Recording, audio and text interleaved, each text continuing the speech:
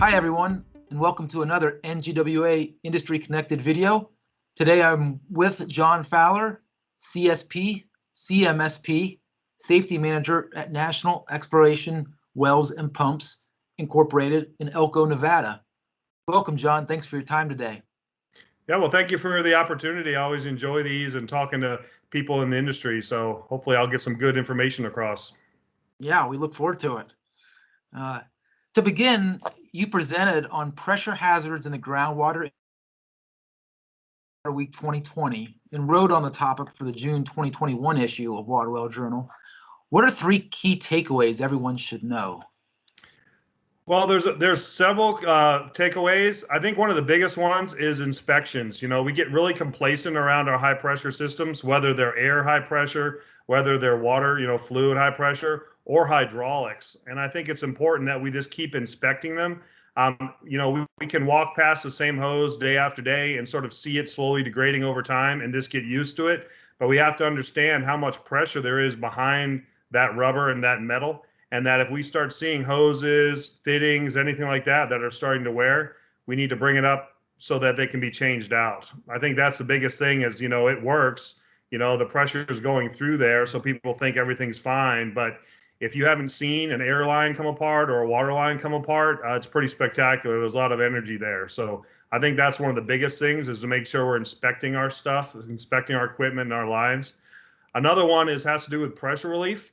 I've noticed that sometimes people might get a little frustrated when they're running, say, a triplex positive displacement pump. And the reason they're getting frustrated is because they might be having some trouble in the hole and it's basically blowing the pop off. And so what they do is they start raising that pressure up and up and up until they get frustrated enough where they end up maybe putting a bolt or a nail or something like that in the pressure relief valve on these triplex pumps. And we have to remember again that the way those triplex pumps work is that they pump. It's not like a centrifugal pump, like a trash pump. This is a positive displacement. There are actually pistons in there that are pushing that fluid. And if that fluid has nowhere to go, it's just going to build up pressure, and whatever is the weakest link is going to go. So I've seen it where pumps have come in. They're usually rental pumps that come in, but people have put bolts in the pressure relief valve and everything. We need to make sure that we're using the right shear pins, whatever it is designed for it. And then lastly, has to do really with hydraulic pressure. I think that people get, again, complacent around that hydraulic pressure, which is thousands of PSI. And I know from talking to some people out in the field that they don't really understand the damage that can be done by hydraulic oil injection. So that if you are checking a hydraulic line, always make sure to use a piece of wood, a piece of paper, anything other than your body part. Because when that 10,000 PSI, 6,000 PSI hydraulic oil is coming out of a very small hose, a hole in a hose, it can actually inject into you and will actually go through your hand into the actual tissue of your body. And it's a pretty gnarly deal to get it out. They've actually got to cut out all that flesh. So make sure when you're checking hydraulic lines for leaks, please don't ever use your hand. Use something else there instead of your body part. Good to know. And with June being National Safety Month, when it comes to water well drilling, which safety mistakes irk you the most that you see? Honestly, I think that safety all comes down to behavior at the end of the day. One of the things that irks me the most is when an old timer is talking to a new guy, somebody who's new on the drill rig, and they say something like, "In my day, we never wore hard hats or safety glasses." And the reason that really irks me is because you're basically implying that they are a lot tougher than the new person that's on the rig. And so it kind of challenges the new person. The new person says, well, I want to fit in here. I can be just as tough as the old timers. And so it's really kind of encouraging them to skip maybe some of the more modern safety procedures, wearing PPE, that kind of thing. So it just always kind of irks me when people say that, well, in my day, we used to climb the mast with no fall protection. And yes, I know that that did happen. But really, one of the most important ways we can keep a drill site safe is by setting a good example. And if we're saying something like in my day, we're basically kind of, like I said, challenging that new person, saying, well, you're not as tough as I was. And all that's going to do is make that new person a lot of times sort of say, well, I can climb the mast without fall protection too. And it's just not a good safety culture in my point of view. And we always have to remember that it is those new guys coming on the rig. That's our future. And it's really easy to say, hey, these guys, they're not as tough. They don't have the work ethic and all that. But we have to remember that they are the next generation. There definitely are some really good people out there who do have a really good work ethic. And we must get the safety culture instilled with them. We have to show them the right way to do it, and do that by leading. And really, like I say, that's what, in my opinion, what really safety comes down to is personal choices and behavior. And if we can have a really good group of up and coming drillers in this industry, we'll also have a safer industry. Because typically, in my experience, safety and production go hand in hand. Like if you're going to have a driller who's following the rules and they're drilling to the right depth and they're drilling the way that they're supposed to be, they're not taking any shortcuts. A lot of times, or in my experience, almost every time, that same driller is going to be treating safety the right way. They're going to be following whatever the procedures are. When their boss tells them, hey, we want you to wear a hard hat, they treat that the same as when the boss says, hey, we need to drill down to 650 feet. So safety and production go hand in hand like that. That makes sense. Yeah. And you're a certified safety professional, CSP for short. Curious, what benefits can come from a water well contractor becoming a certified safety professional? And can you share just how much time and effort goes into becoming certified? Yeah, absolutely. Obviously, I think there's a lot of value in becoming a certified safety professional. There are a couple of prerequisites people should know about. You need to have a bachelor's degree, first off, and then you need to have at least 4 years in a position where safety is at least 50% of your job. So you basically have to have 4 years in a safety type position. Once you've done that, there's a couple tests that you take. You have to take the ASP test, which is the Associate Safety Professional. And that test is it gives you about 6 hours to take that test. It's very in-depth, talks about various safety regulations from all across the industry. It's not just water well, it's all over. And then once you've done that, then you can sign up to take the CSP for the Certified Safety Professional.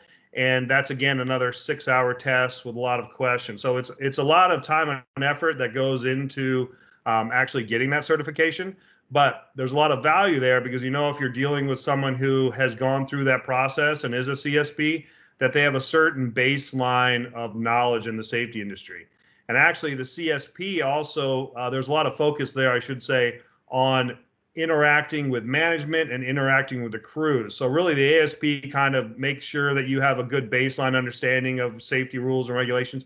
But the CSP really focuses on how you interact with people, because as everyone knows, if you do not have a good relationship with either management or with the people working out in the field, you can be the best safety person in the world, but they are just not going to listen to you. So it's critical that you have that ability to communicate.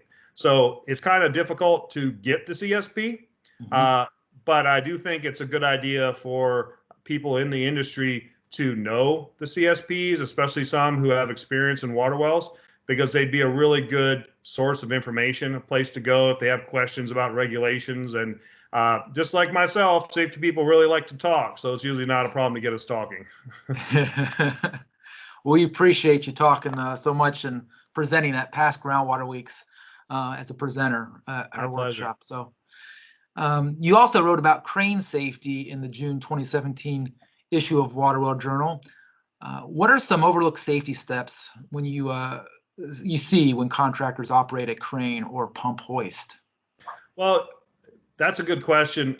Most of the issues that I see have to do in a couple of areas. The first one is how people are actually setting up the crane. We have to remember that when we're setting up a crane, you have to have a solid foundation for that, just like when we're setting up a drill rig. But I've seen people set up cranes using rotten timbers underneath the outriggers. Maybe they set it up on ground that's not stable at all. You can tell one of the outriggers is going into a mud puddle. We can get away with that kind of stuff from time to time, but eventually setting a crane up like that is going to come back and bite you.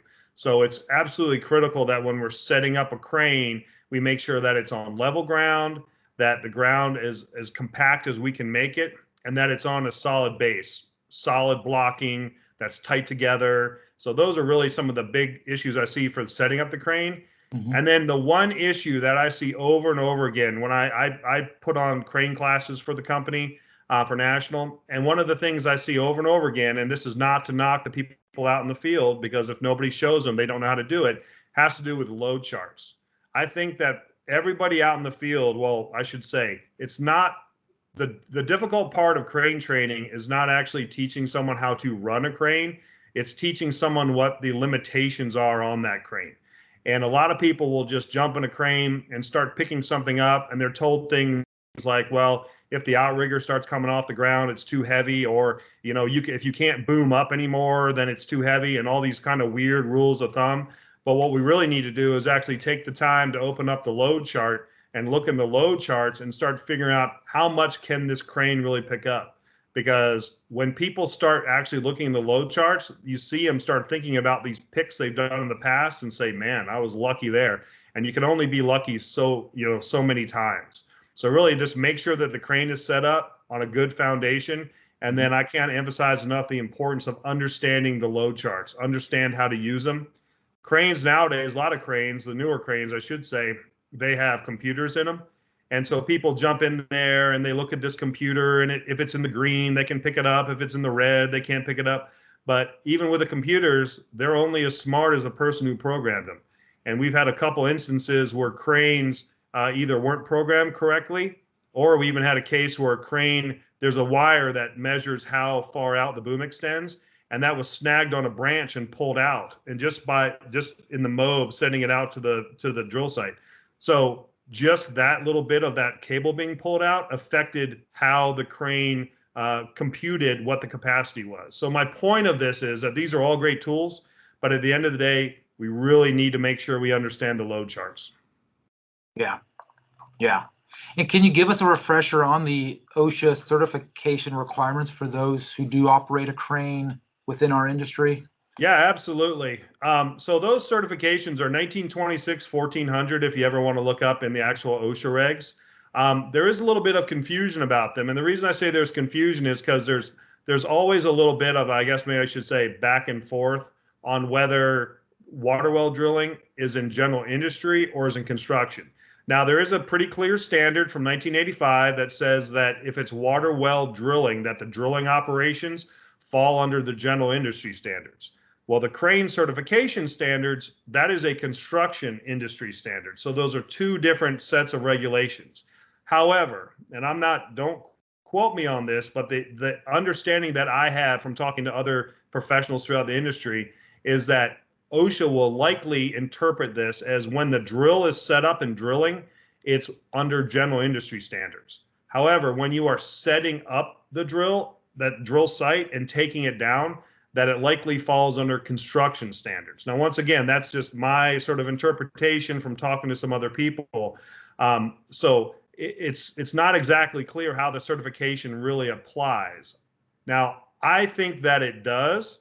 And I think that the real reason that people need to pay attention to the crane certifications is because if you take all that regulatory stuff out of here, I'm seeing more and more it's the clients themselves, especially commercial industrial clients, who are requiring you to have a crane certification when you come on the site.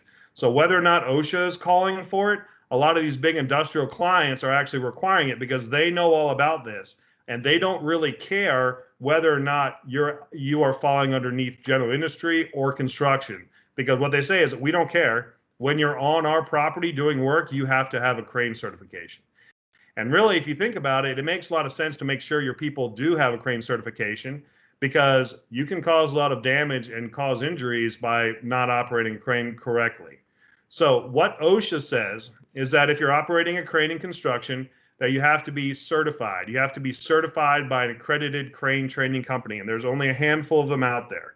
So you can either go and get certified through one of those companies directly, or you can have a trainer who is a third-party certified teacher, trainer, tester to come out and do it as well. So you have to go get certified, which is a mixture of hands-on. You have to do like a little crane rodeo and go through a little obstacle course with your crane. And then also there's a written section. And once again, like I was talking about earlier, there's a lot of focus on load charts. So you have to make sure you know load charts. Mm-hmm. But something I think that people don't realize is that there's another part of this certification where not only do you have to be certified, but then you also have to have documented training on the crane that you're running. So basically, you go get certified on a certain class of crane, you come back to your company, now there has to be some sort of record that you are actually trained on that particular crane. Because just because you have the crane certification card, it's almost like a driver's license. That says, okay, you know the basics of driving. Well, now when you come back to your company, you need to make sure that you are trained on that specific crane that you're working on. So that's something that I think some people overlook, is that second stage of the training. So it's very good. I mean, don't get me wrong, it's really a good certification to have, especially if you're doing a lot of crane work. And if you just think about it, if you just save yourself one crane accident, it definitely makes it worthwhile to go through that, because cranes can, like I said, not only hurt people when they go over, but they can fall through a roof of a building and do all kinds of damage. So it's really important we understand how to operate them safely. Yeah, for sure. Okay. And what are your thoughts on OSHA's top 10 most frequently cited violations for 2020? And what should water well contractors know about them? That they definitely do apply. Almost every single one of them applies to what we do out there. If you look at the that link that you can get on the Groundwater Association, that Groundwater Association is provided with the 10 most, you can see that they definitely, almost every one of them applies to what we do out there. Starting off with fall protection. I think fall protection, I've heard some interesting things about fall protection. I've heard some people tell me that you don't have to wear fall protection when you're in drilling. I've had some sort of interesting ideas on fall protection, but the fact of the matter is we do need to use fall protection. We need to be trained on fall protection, and we need to know when we need to use fall protection. Now, not to get off into the weeds about general industry versus construction, we have to remember that general industry is 4 feet, construction is 6 feet, but I would recommend people don't get so caught up in how high you are off the ground. I mean, don't get me wrong, that's very important. But my point is, there are cases where you would want to put on fall protection even if you were lower than that. I mean, you can just go to the OSHA website and see some pretty terrible accidents that have involved people that have not fallen very far, but they've fallen onto something really bad.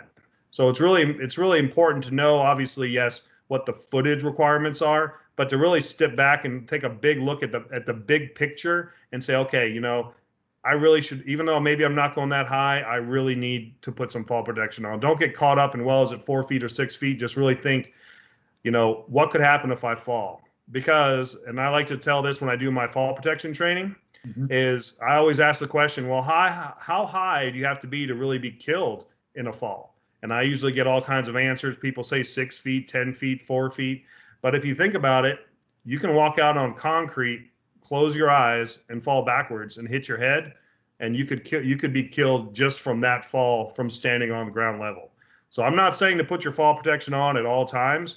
I'm just saying that you really need to look at what you're doing and think about the fact that it does not take very much of a fall to kill you. And falls are always the leading cause of fatalities in the construction industry. So, you know, I've had people tell me, I will never forget working on an oil rig in Alaska.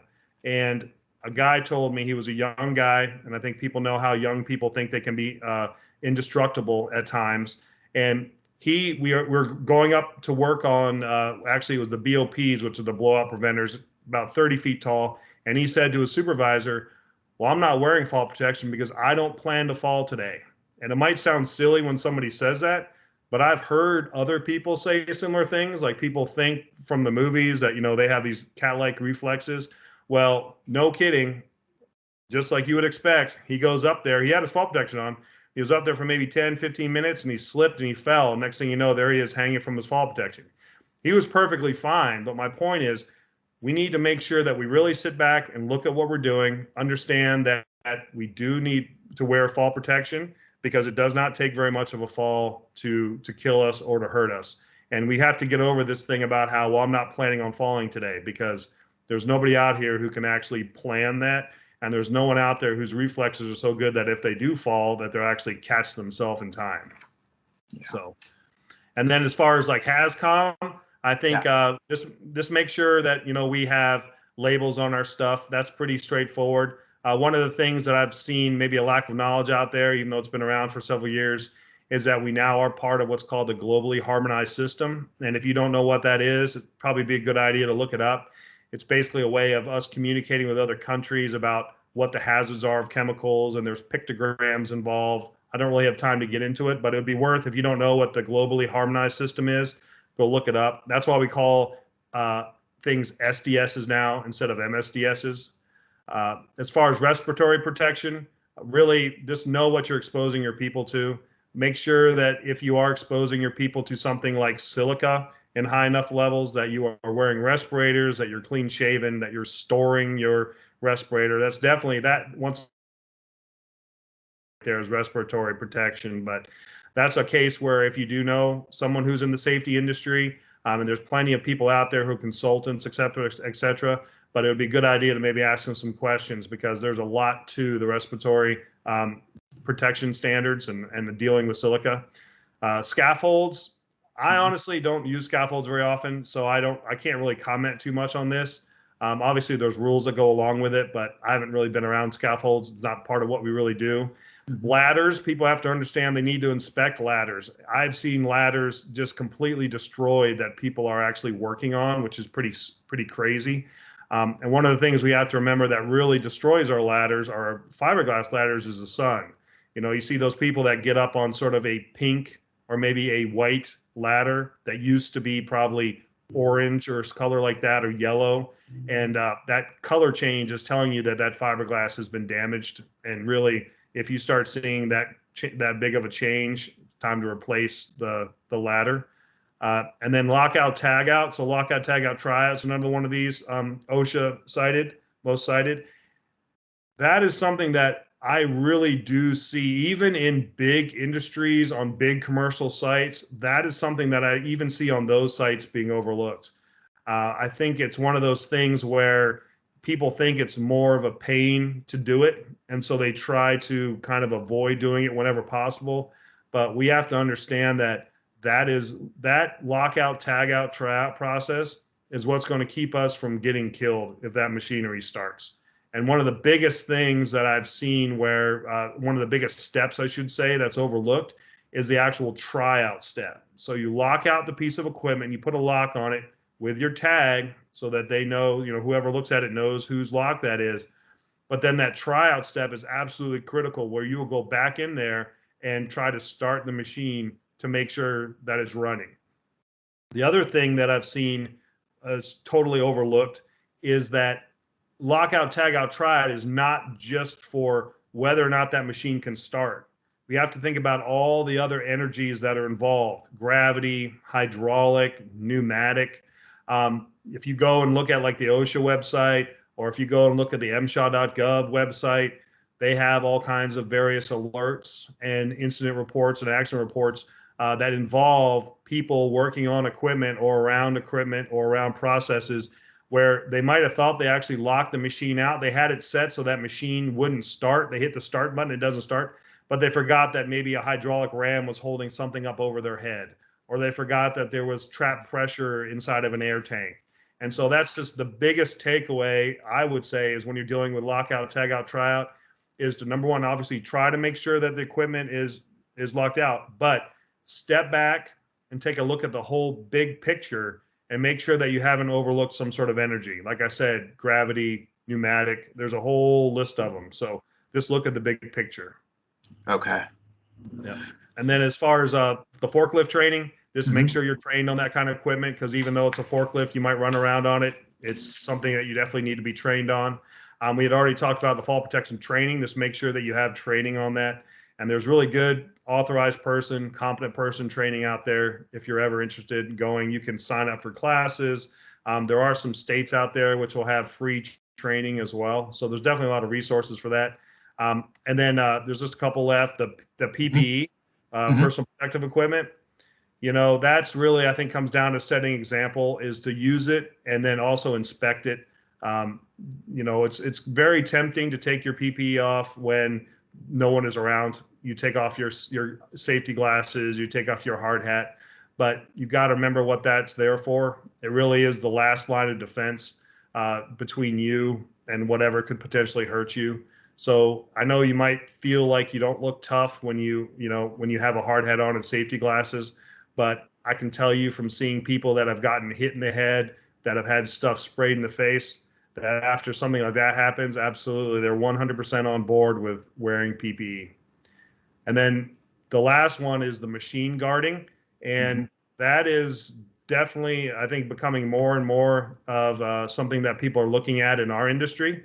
I do a lot of work in MSHA, so that's on mine. So we have a very different set of criteria. And probably a lot of people would be amazed at the interlocks and rotation guards we have for the drill rods. But even if you're not on MSHA property, it's important to make sure that you are guarding as much of the equipment as you possibly can, and that if you can't guard it, that you have some sort of signage, some sort of color codes, something warning people that, hey, if you're in this area, this is moving. All right, this might be rotating, this might be moving. So communication is a really big thing. I will never forget working in a mine in Arizona. And it wasn't the company I was with or anything, but there was another drilling contractor up there. They had a brand new person come on site. They had a rotation guard, so they had this big cage around the rotating drill rods. Well, there was a hole in that cage, and the reason there was a hole in that cage was so that you could put the grease gun through there to grease up some of the grease points. Well, the brand new person stuck his finger in that hole while the drill rods were rotating, and actually ended up amputating the end of his finger. It was a terrible tragedy, but the mine shut all the rigs down that were drilling out there. We had a big meeting, and what the driller said was, I've been on that rig for 20 years. He said, after so-and-so had the tip of his finger amputated, he said, I shut the rig down and I looked over the rig and identified all of the hazardous areas of the rig. And the reason why I'm passing on this story is because he thought he was doing a good thing. And in a way, it was good. But when he said that, the entire room kind of looked at him and said, if you've been doing this for 20 years, you should have done that a long time ago. So that's why I'm passing it on to everyone out there is when it comes to guarding, moving parts, hazards on your rig, it's a lot better to have a shutdown and look your rig over before someone gets hurt. Don't wait until someone gets hurt. Take the time to just look at your rig and say, you know what? Maybe I can really put a guard on that. Or if you can't put a guard on it, you know what? I'm going to color code it. I'm going to paint it yellow. And I'm going to make sure that when I'm talking to people, I say, hey, be careful over there next to the rig, that yellow area, because something bad might happen to you over there. So really just take a step back and just look at that rig. Yeah. Yeah. Well, related to that, just two more questions, but related to machine guarding, with advancements in hands-free pipe handling machines and hydraulic make/break machines, making the job site safer in our industry. How do you ensure the attitudes and safety culture are still present with the crews in the field?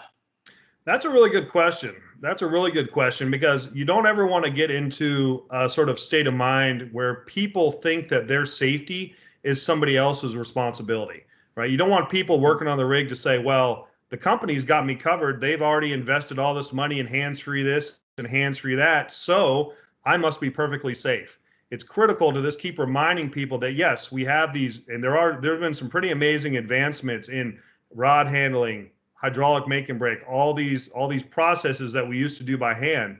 And it's so important to just remind people that, hey, safety is still your responsibility. Yes, we've done a lot, invested a lot to make the site safe and make the equipment safe, but at the end of the day, it's up to you and the decisions that you make.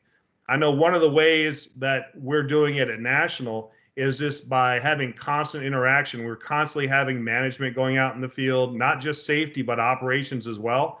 And we're working really hard to be as proactive as possible. So we're training the crews on how to identify hazards, reporting near misses, so that we basically are getting the crews to open up their eyes, to look around at their drill site and get to the point where they can start recognizing, well, you know what, that's a hazard over there, or man, that was a near miss. I need to turn this near miss in so that the rest of the company can learn from it. So it's definitely a challenge because you do not want people to just sit back and say, hey, not my responsibility anymore. Everything's safe here. You really want to get them involved in the process. And I think the best way to do that is not only by management showing how much they care, but also really getting that feedback, asking the guys, hey, when you see a hazard, can you please report it? Can you please tell me what these near misses are?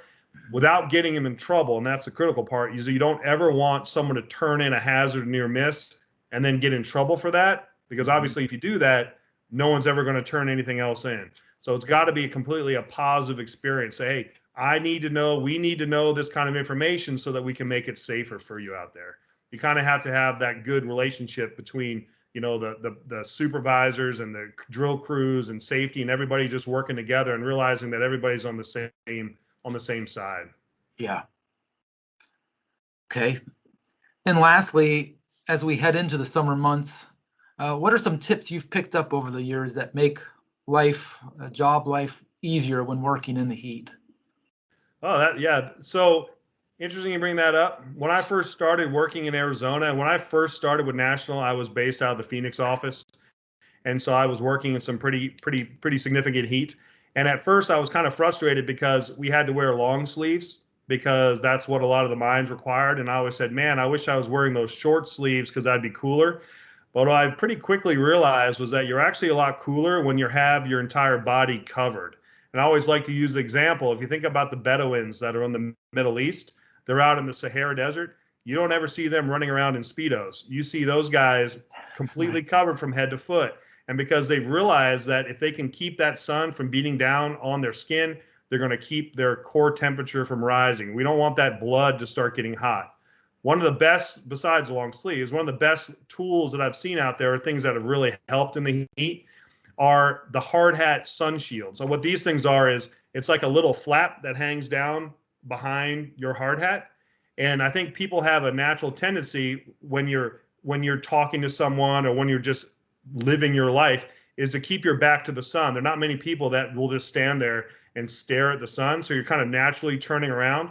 And what happens is if you have your back to the sun and you don't have any kind of covering over your neck, that sun's just going to sit there and beat on your neck, and it's going to do like what the long sleeves prevent. It's going to raise that core temperature. But those sun shields have significantly helped. I know I wear them all the time when I'm out in hot weather, because now even when I'm turned around to the sun, that shield is reflecting the sun and my neck's not getting as hot, which means that my body also is not getting so hot. So that's been really good. And then as far as like the water goes, I know we all know about hydration, and that's important. We need to make sure that when we're hydrating that we only have one Gatorade for every, say, 2 or 3 waters. You do not want to sit there and just pound Gatorade. Really bad things are going to happen. So you want to make sure you're having 2 or 3 waters to every Gatorade. And I did not know this until recently. I'd kind of heard of it, I guess, but I didn't really know it was really a thing. But you can actually have problems if you drink too much water. There was a case of somebody who drank too much water. And if you drink too much water, if you just sit there and drink water and drink water, drink water, you actually can flush out electrolytes, flush out important chemicals in your body, which helps your brain work, basically. As you can tell, I'm not a doctor. And then when you do that, you can have all kinds of memory issues, bad things going on. So you don't want to drink too much water. And now when I say too much water, I mean you really have to go out of your way to drink too much water. Right. But want to make sure that when you are drinking water, it's mixed with Gatorade. And remember that you need to start getting ready for the following day, the night before. So today I should be drinking water, getting ready for tomorrow. If I'm going out to the drill site or going out to the rig and I'm dehydrated, I'm trying to drink water on the way to the rig, you're already behind the ball. You need to make sure that you're hydrated the day before. Well, appreciate the information, John, the wealth of information you shared today. Thanks again for your time. Really appreciate it. No, my pleasure. Thank you for the opportunity. It's great that the industry can bring people together. That way we can share so that everyone in the industry can kind of see, what's going on in other areas. So it's great that we can do these kind of things. Absolutely. Thank you again. Yeah, thank you.